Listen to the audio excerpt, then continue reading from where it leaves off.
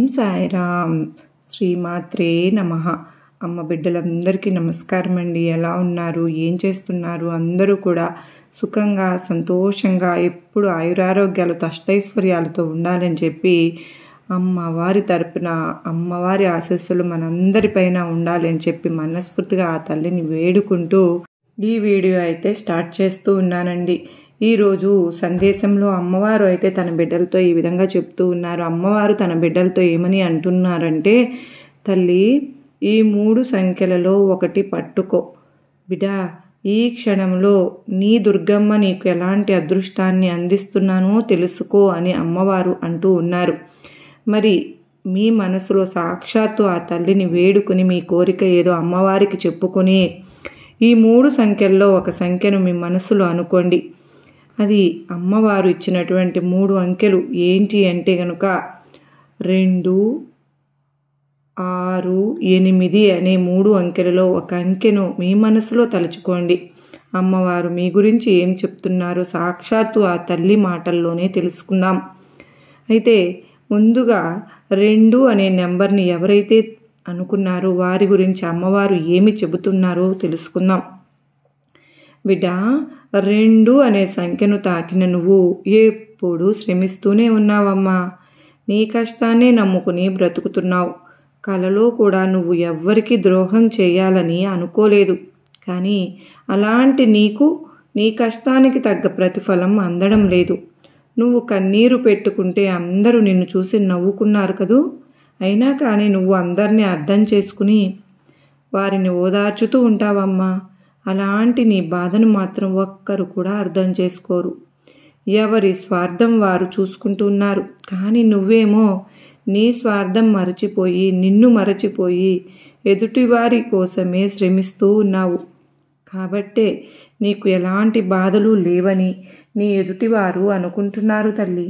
కానీ నాకు తెలుసు నీకు ఎన్ని కష్టాలు ఉన్నాయో. ఆ సమస్యల వలన నీ మనసంతా గందరగోళంగా ఉంది.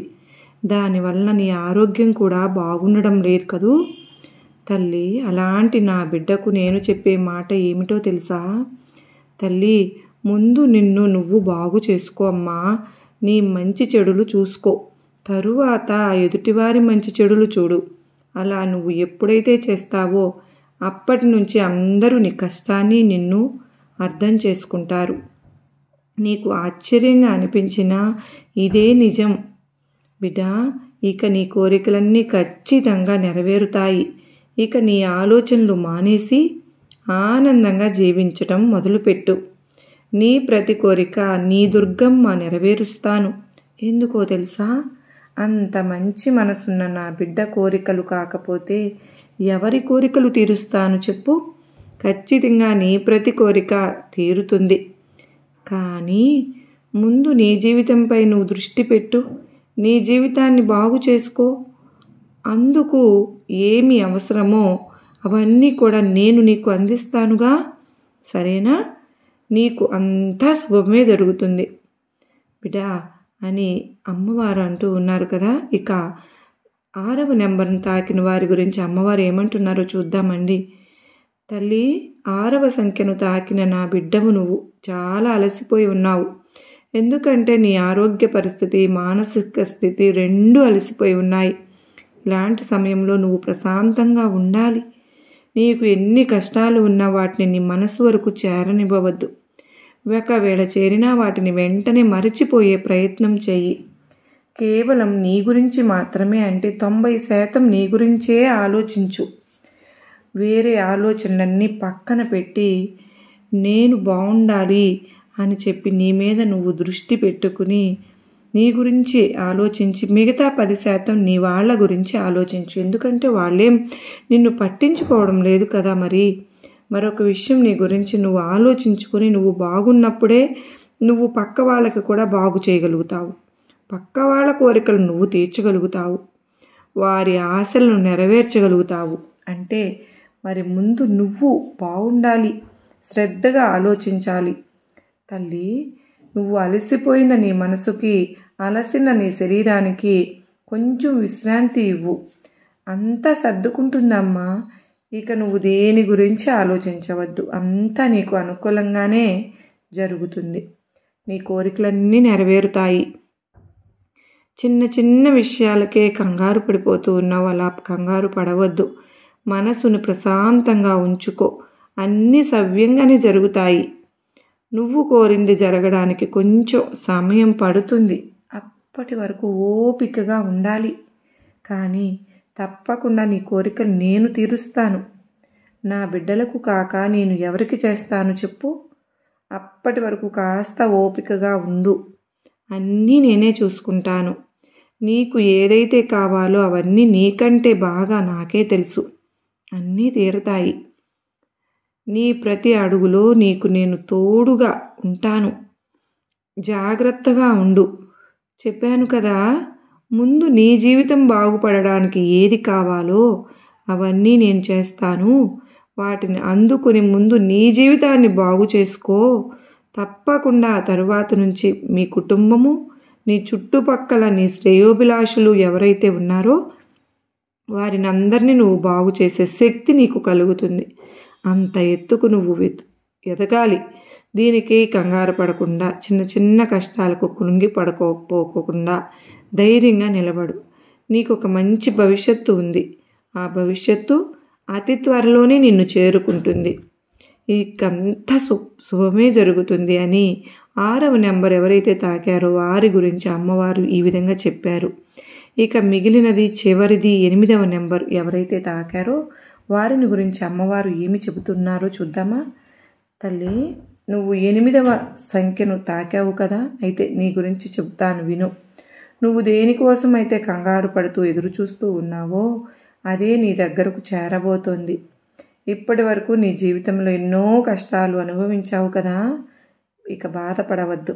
నీకు ఏది కావాలో అది ధైర్యంగా నన్ను అడుగు.